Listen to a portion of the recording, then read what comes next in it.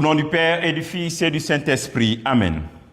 Viens, Esprit Saint, remplis les cœurs de tes fidèles et fais-les brûler du feu de ton amour. Ô Seigneur, envoie ton Esprit et tout sera créé et tu renouvelleras la face de la terre. Bien-aimés dans le Christ, nous sommes aujourd'hui dimanche 19 avril 2026 et l'évangile de ce jour est de Luc chapitre 24, versets 13 à 35.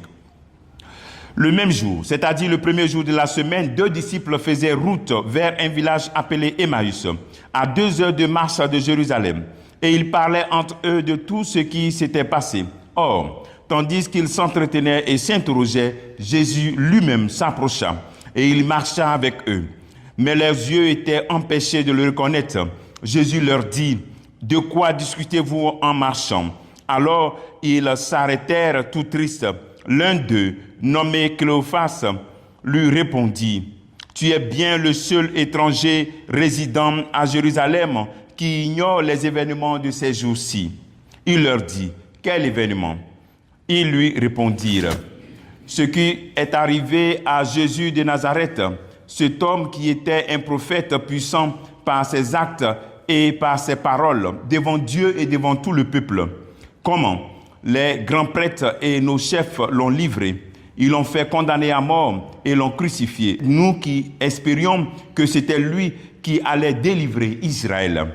Mais avec tout cela, voici le 3e jour qui passe depuis que c'est arrivé. À vrai dire, des femmes de notre groupe nous ont remplis de stupeur.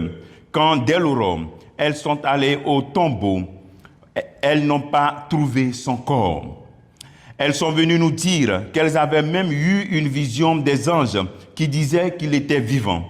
Quelques-uns de nos compagnons sont allés au tombeau.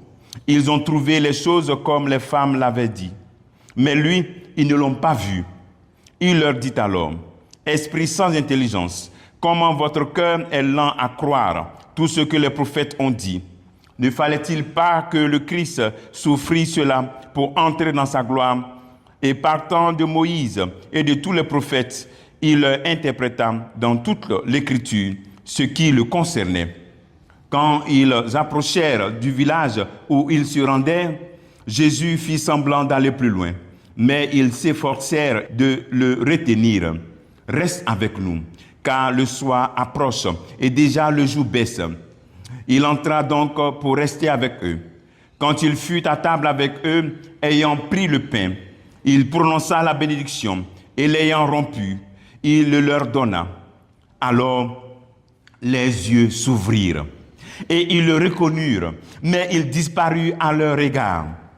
Ils se dirent l'un à l'autre, « Notre cœur n'était-il pas brûlant en nous, tandis qu'il nous parlait sur la route et nous ouvrait les Écritures ?» À l'instant même, ils se levèrent et retournèrent à Jérusalem. Ils y trouvaient réunis les 11 apôtres et leurs compagnons qui leur dirent, « Le Seigneur est réellement ressuscité. Il est apparu à Simon-Pierre. » À leur tour, ils racontaient ce qui s'était passé sur la route et comment le Seigneur s'était fait reconnaître par eux à la fraction du pain. Acclamons la parole de Dieu. Louange à toi, Seigneur Jésus. Reste avec nous, Seigneur. Le soir approche. Et comment ils l'ont reconnu à la fraction du pain. 2 éléments que nous pouvons garder comme méditation. D'abord, savoir reconnaître le Christ. Quand notre cœur est brûlant, premier élément, ton cœur souvent est brûlant pendant que tu entends parler la parole de Dieu. Comment est-ce que tu acceptes que cette parole-là te concerne? Quand ton cœur brûle, la parole de Dieu est prononcée, elle est commentée dans le méli, ton cœur brûle. Mais qu'est-ce que tu fais? Ils ont dit ici, mais voilà, notre cœur brûlait, mais on n'a pas reconnu. Ok? Donc, quand ton cœur brûle, c'est que Dieu veut rentrer dans ta vie. C'est-à-dire, tu sens que la parole de Dieu te concerne. Ça te concerne. Tu sais que, tu vois que ça t'implique. Voilà. Donc, il y a une décision à prendre. Donc, chaque fois que ton cœur brûle en écoutant la parole de Dieu, ou bien chaque fois que tu te sens interpellé, ce n'est pas seulement une sensation de ton cœur qui va te brûler, mais tout simplement, lorsque tu te sens interpellé par la parole de Dieu, prends une décision de repentance. Prends une décision. Prends une décision. Deuxième, ils l'ont reconnu à la fraction du pain. Ils l'ont reconnu. Est-ce que nous reconnaissons Jésus-Christ à la fraction du pain? Si nous le reconnaissons, pourquoi il ne comble pas nos vides, il ne comble pas notre cœur? Pourquoi nous l'abandonnons lorsque il se manifeste à nous, il dit « Prenez et mangez, ceci est mon corps ». Pourquoi? Est-ce que nous reconnaissons vraiment Jésus qui se manifeste à nous à chaque Eucharistie? Pourquoi nous ne le mettons pas au premier plan et nous le mettons souvent au second plan, en suspendant par exemple notre communion ou bien notre participation à l'Eucharistie? Pourquoi on cherche encore d'autres solutions hors de l'Eucharistie? Pourquoi le Christ qui se fait présent réellement dans l'Eucharistie ne remplit pas notre vie spirituelle? Pourquoi on a besoin d'autres choses? Ou bien ce n'est pas Jésus qui est réellement présent? Nous sommes appelés vraiment à le reconnaître à la fraction du pain.